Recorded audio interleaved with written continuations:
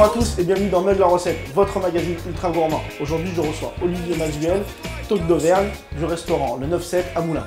Salut Olivier. Bonjour Geoffroy, merci de m'accueillir. Eh ben, c'est un plaisir. Alors tu vas nous proposer le tourton bourbonnais, mais d'une autre manière. Oui, ce ne sera pas le tourton qu'on peut connaître des grands-mères bourbonnais, ce sera rajeuni, c'est un tourton revisité, Ok. voilà, un peu déstructuré, effectivement, c'est un peu ça l'idée. C'est parti pour un tourton bourbonnais fun.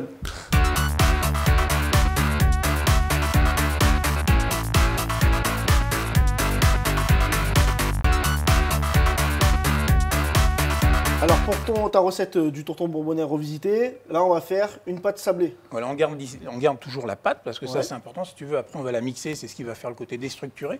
Mais là, on attaque une pâte salée, sablée classique. D'accord, donc de la farine. De la farine, du beurre, donc un choix de beurre de qualité. Hein, du mauvais beurre, bah, tu as une pâte qui crache, qui n'est pas top. Donc toujours, même si tu fais une cuisine un peu moderne, la base de la cuisine, le produit. Allez, on y va.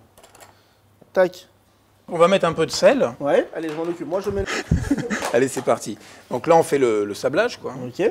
Bon, allez, on va mettre les œufs, qu'est-ce que t'en penses? Allez, c'est parti. Je casse les œufs. Allez, vas-y, ouais, parce que je pense qu'on aura besoin de... Soyons fous. Allez, go. Merci, Geoffroy. Allez, on y va franchement jusqu'à ce qu'on ait une pâte. Bah voilà, homogène. Hein. Allez, écoute. On met cette pâte. Alors, ce qui serait bien, tu vois, c'est d'avoir un sulfure par-dessus, puis on pourrait l'étaler bien uniformément. Et je peux le faire. Et tu peux le faire. Et tu peux le faire. Donc là, je fais quoi, Olivier? Je la fais fine? Ouais, mais de toute manière, tu sais comme ça va être mixé. Hein. Ouais. Plus tu la fais fine, plus elle va cuire Tu la vite, vas hein. cuire vite.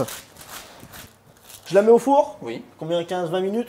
Ouais, alors le temps de cuisson 180, on va voir, mais 10-15 minutes, je pense qu'on est dans le tempo. Hein. Allez, au four. Ça marche. On va passer à la cuisson des pommes de terre. Tout à fait, Geoffroy. Alors, les cuits comment? Bon, là, Bah, on les a écoute, tu vas épluchés. les émincer grossièrement. On va mettre un petit peu de crème à hauteur, Ouais. un petit peu d'ail, un petit peu d'échalote. Là, on va le cuire dans de la crème. Exactement. Dans de la crème, mais minimum 30% de matière grasse. Hein. Donc on la cuit. Donc, nos pommes de terre avec la crème. On Exactement. va rajouter quoi? Donc on va mettre un petit peu de sel. Si tu as du massis ou de la muscade, tu peux. Là, on va rester nature, on met un peu de sel. Et puis après, donc on va mettre un petit peu d'ail. Donc on prend précaution de le dégermer. Hein. Et puis l'échalote, bon, peut-être pas en mettre une. Là, c'est des grosses, c'est des échalions. Hein. Pareil, un petit peu. Ouais, donc en mettre, tu vois. Je mets un quart. Voilà, impeccable. Un quart. Et là, juste écrasé comme Voilà, ça. je l'écrase, tu vois. Et puis on va, de toute manière, ça va être mixé. Donc on cherche juste le goût. Et c'est parti. Ok. Et donc là, je lance grosse ébullition. Voilà, tu lances pour que ça pour cuire ta pulpe. La pomme de quoi. terre dans. Exactement. Dans la Pour avoir, et si on a besoin après d'un peu plus de liquide, on rajoutera de la crème pour voir. On va voir comment ça réagit dans le siphon hein, quand on va le mettre. Ce soit pas trop épais. La texture. La texture. Bon, Olivier, les pommes de terre, elles sont en train de cuire. Ouais. Maintenant, on fait quoi? Allez, on va faire le persil. Jus de persil. Persil un petit peu avec du cresson de fontaine. Donc dès que l'eau est à ébullition, on l'a légèrement salée. D'accord. On va préconiser plutôt du persil plat. Et puis mélanger avec un petit peu de cresson de fontaine, ça va donner, on est en pleine saison là, tu vois, on commence la saison, c'est sympa, on va faire un petit clin d'œil. D'accord. Donc là, on les plonge. Combien de temps? Ah, faut que tu les, comment dirais-je, que tu les ébouillonnes, faut qu'elles soient blanchies, faut garder la chlorophylle, on va dire 10-15 secondes, toi, assez fortement, et puis bien les rafraîchir tout de suite dans un bain de glace, de l'eau bien froide, et puis là, après on les presse, et puis on va mixer ça avec un petit peu d'eau, et on aura notre petit jus de persil. Impeccable. L'eau bout, on Ouais. va démarrer. Mais on met notre persil. met tout le persil là, tout Ouais, vas-y. Il est J'ai lavé préalablement lavé, oui. Hop. Et puis donc à côté, on a prévu de l'eau, tu vois, de l'eau. De l'eau froide, hein, toujours. Avec, Ouais, si on a un peu de glaçon, avec c'est un top. écumoire, ouais, c'est le mieux. Hein, Ouais. pour bien couper la cuisson. Exact, tu gardes bien la chlorophylle. Ouais, Et bien garder la chlorophylle. Donc, tac. ouais super. Dès qu'il est bien Frais. essoré, Ouais. on va le serrer, tu vois, dans la main pour enlever l'excédent d'eau. Allez, je mets ça dedans. Je vais en Allez, mettre, tu vois, je mets deux petite coups de moulin à pincée. poivre. Ouais, allez. Bon, pour donner un petit peu de croustillant et donner des nouvelles textures dans ton. Oui, parce que ça, sinon tu es sur les mêmes textures, c'est un peu mou. Donc là, ce qu'on va faire, on a gardé une pomme de terre de tout à l'heure, et puis on va faire en chips. Puis en préalable, on a donc l'huile qui est en train de chauffer. Hein. C'est ça. Plus qu'à sortir, bien croustillante.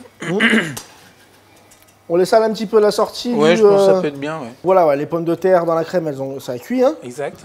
Et maintenant, on va mixer tout ça. On va mixer tout ça, puis on rectifiera si besoin en crème pour pouvoir mettre dans le siphon. Selon la consistance. Selon la consistance.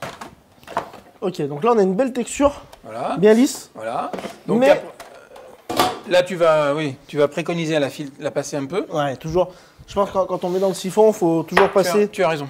au tamis Pour être tranquille. Ouais. pour être tranquille, parce que Le moindre petit grain, Bah, ça bouche le tamis. Une fois qu'on a mis le gaz et qu'on veut faire sortir le liquide, Tu vas perdre du produit. Ouais. bah, surtout que si c'est bouché, ça sort plus. Tu perdras du produit.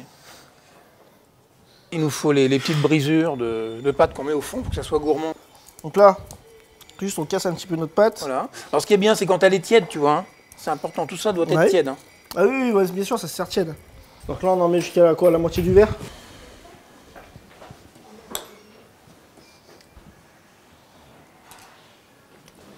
Donc là, comme ça, on a un beau contraste avec le noir. Sympa. Et moi, je te propose un truc. De goûter? Bah oui. Allez. Impeccable. Ça te plaît ou pas? On sent bien la pomme de terre. Ouais, t'es sur un autre esprit. C'est ça. Là, tu retrouves bien tous les goûts que tu peux avoir en bon voilà. Ouais, c'est ça. Génial. T'adoptes? J'adopte, j'adhère et je le referai. Allez, on signe. Merci à toi, Olivier. Merci Geoffroy, merci, c'est super. T'as un super accueil, continue. Super.